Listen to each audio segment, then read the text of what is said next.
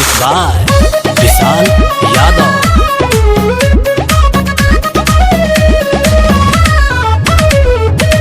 संघरे ऊ हमारा पढ़ली कैसे बहल गईली भइल का कसूर हमार ऐसे मुँह मोड़ गईली से सारा बात कैसे भुलाई हो गईली लगता वे हमसे मजाक हो गईली अब तक ले फोन न कैली अब तक ले फोन न कैली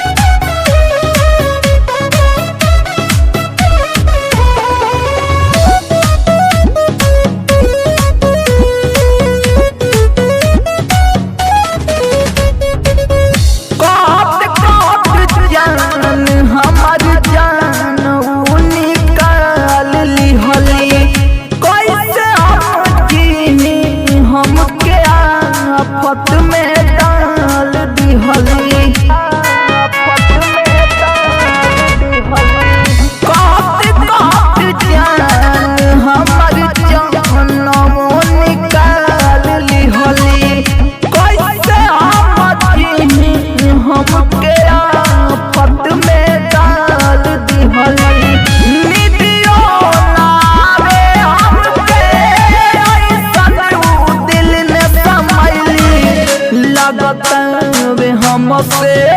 मजाक हो गईली अब तक ले फोन न कैली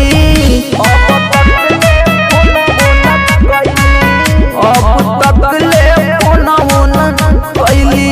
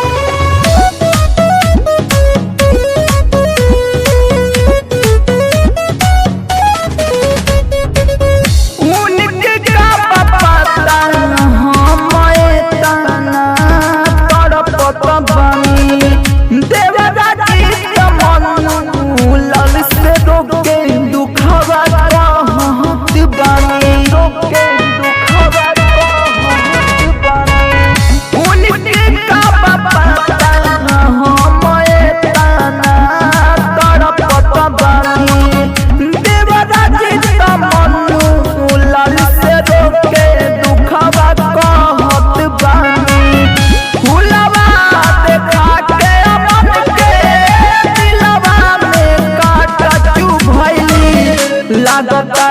वे हमसे मजाक हो गईली अब तक ले फोन न कैली अब तक ले फोन न कैली।